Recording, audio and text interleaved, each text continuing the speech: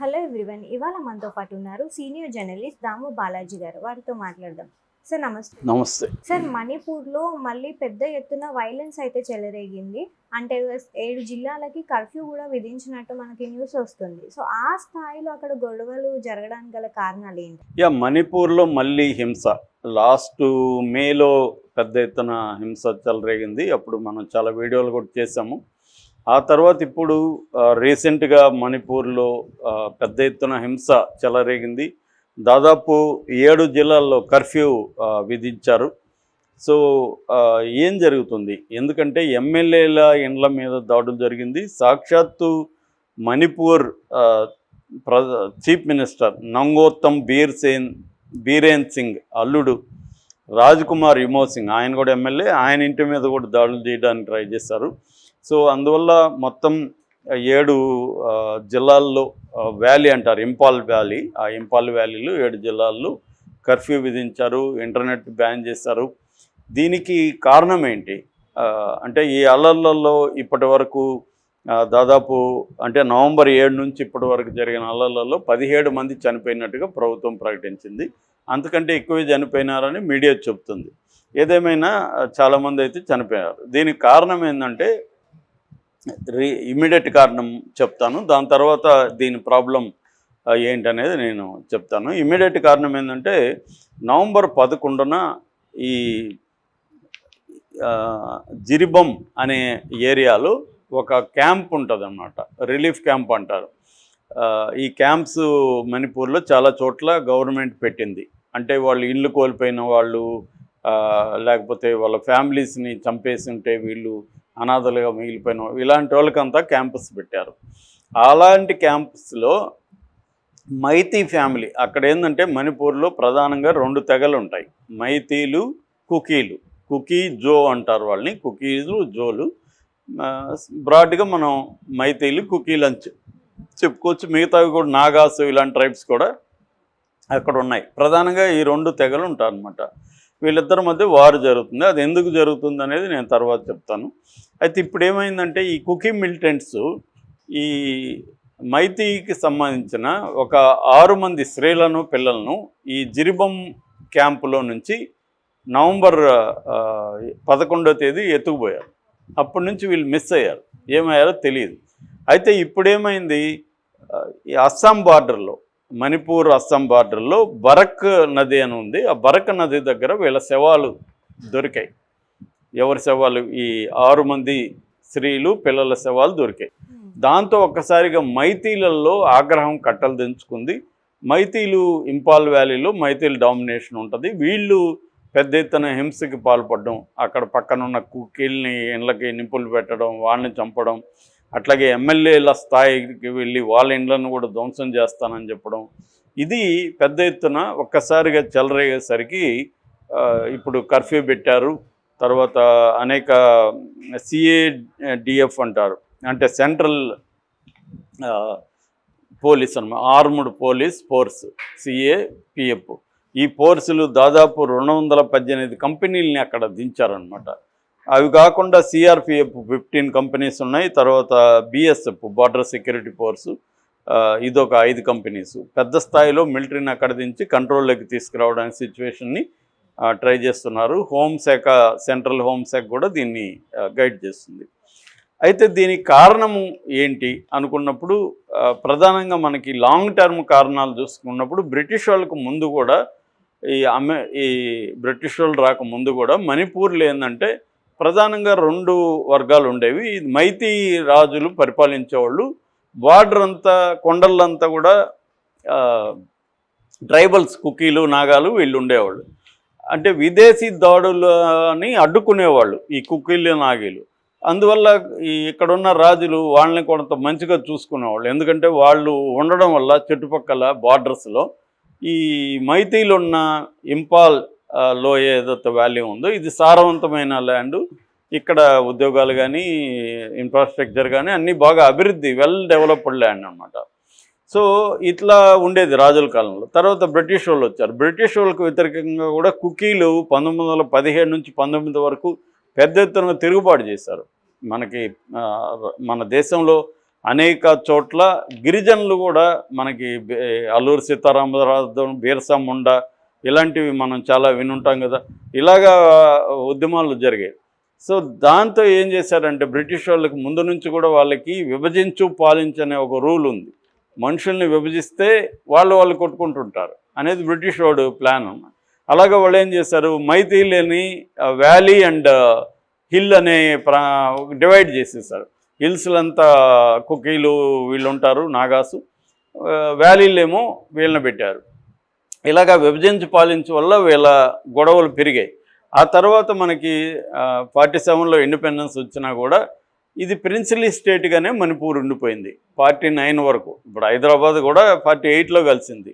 అలాగా అప్పుడు ఏంటంటే బ్రిటిష్ వాళ్ళు మన దేశాన్ని వదిలిపోయే సమయానికి దాదాపు 500 ప్రిన్సిలీ స్టేట్స్ అంటారు వాటిని. అంటే వివిధ జమీందారులు కావచ్చు, రాజులు కావచ్చు పరిపాలించిన ప్రాంతాలు. అలాగా ఇది కూడా 1949లో ఇండియాలోకి వచ్చింది మణిపూర్. వచ్చినా కూడా ఈ సమస్య అప్పటి నుంచి ఇలాగే ఉంది. ప్రధానంగా దీనికి కొన్ని కారణాలు చూసుకున్నప్పుడు మైతీల పాపులేషన్ 53% ఉంటుంది. కానీ వాళ్ళు ఉండే ప్రాంతం 10%ఏ ఉంటుంది మొత్తం భూభాగంలో.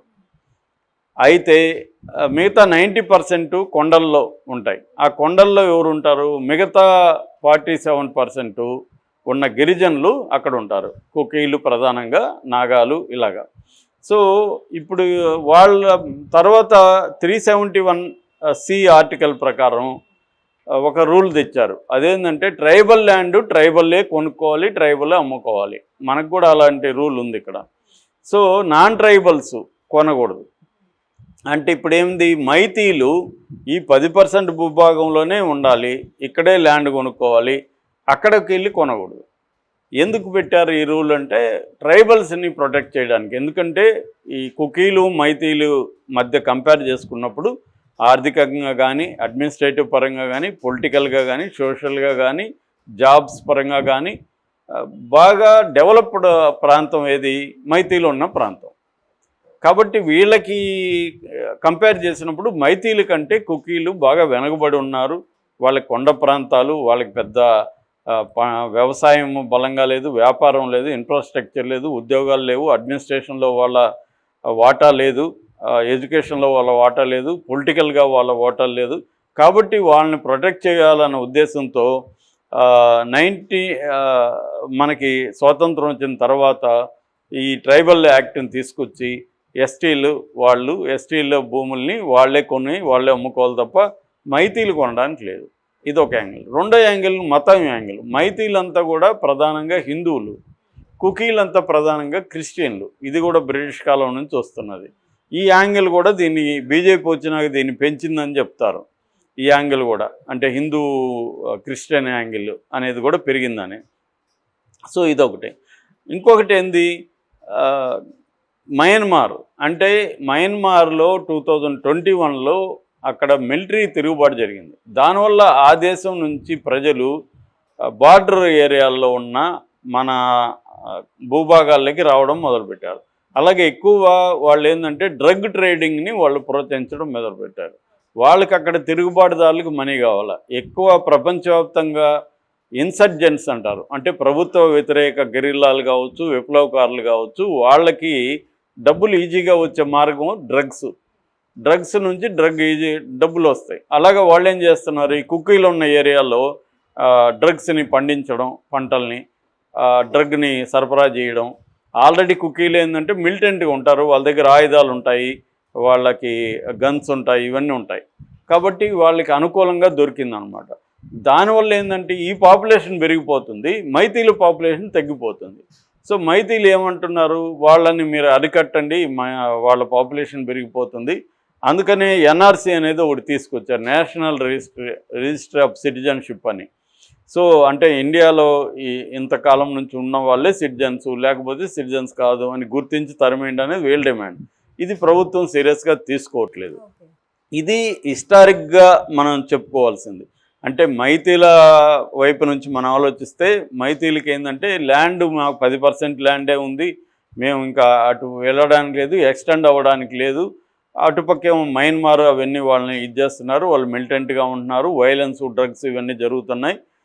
అనేది వీళ్ళ వాదన. వాళ్ళు ఏమంటారు, మీరు మొత్తం డెవలప్మెంట్ అంతా మీ దగ్గరే ఉంది, మా దగ్గర ఏమి డెవలప్మెంట్ లేదు, ఇప్పుడు మా ల్యాండ్ కూడా మీరు కావాలనుకుంటున్నారు అంటే వీళ్ళేమంటే మాకు కూడా ఎస్టీ స్టేటస్ ఇవ్వండి, మేము ఆ ల్యాండ్ కొని అమ్ముకుంటాం అనేది మైథిలి డిమాండ్.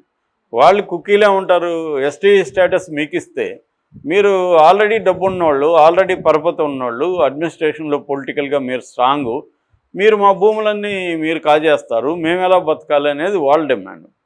సో ఈ గొడవల్లో ఏం చేసిందంటే లాస్ట్ ఇయర్ మేలో అక్కడున్న హైకోర్టు, మణిపూర్ హైకోర్టు, ఈ మైతీల డిమాండ్ పరిశీలించండి అని గవర్నమెంట్కి చెప్పింది. ఏం డిమాండు? ఎస్టీలుగా వీళ్ళని కన్సిడర్ చేసే డిమాండ్. దాంతో ఒక్కసారిగా కుక్కీల్లో తిరుగుబాటు వచ్చింది, రెవల్యూషను. అంటే వాళ్ళు వీధుల్లోకి వచ్చి వైలెన్స్ చేయడం మొదలుపెట్టారు. ఇక్కడ నుంచి వైలెన్స్. ఇప్పటి వరకు వైలెన్స్లో దాదాపు 200-300 మంది చనిపోయారు, 60,000 మంది నిరాశ్రయులు అయిపోయారు. వాళ్ళ ఇండ్లు ఊర్లు తగలబెట్టేసారు బోత్ వైపులో. కాకపోతే ఎక్కువ కుక్కీలు నష్టపోయారని చెప్తున్నారు. ఎందుకంటే మైతీలు స్ట్రాంగు, మిలిటరీ పవర్ అంతా వీళ్ళ దగ్గరే ఉంటుంది, గవర్నమెంట్ కూడా వీళ్ళకి అనుకూలంగా నిర్ణయాలు తీసుకుంటుంది. అందుకని మైతీలు డామినేట్ చేసి కుక్కీల్ని ఎక్కువ మందిని చంపారు, ఎక్కువ నిరాశ్రయాలను చేశారు అనేది అక్కడ లోకల్గా మనకి మీడియా కానీ అవన్నీ చెప్తున్న ఇదన్నమాట. సో ఈ యాంగిల్ నుంచి ఇప్పుడు సెంట్రల్ గవర్నమెంట్ ఆల్రెడీ కొన్ని చర్యలు అయితే చేపట్టింది. అంటే రిలీఫ్ కార్యక్రమాలు చేసింది, పీస్ కమిటీలు వేసింది, తర్వాత సెక్యూరిటీని పెంచింది, అడ్మినిస్ట్రేషన్ పరంగా కొన్ని చర్యలు తీసుకున్నది, డెవలప్మెంట్ ప్యాకేజీలు క్రియేట్ చేసింది. ఇవి సరిపోదు. ఇంకా ఇప్పుడు ఏంటంటే ఈ మోడీ ఇప్పటి వరకు మణిపూర్ ఎందుకు వెళ్ళలేదని ప్రతిపక్షాలు ప్రశ్నిస్తున్నాయి. ఓన్లీ అమిత్ షా మాత్రం వెళ్ళొస్తున్నాడు. మోడీ దీని మీద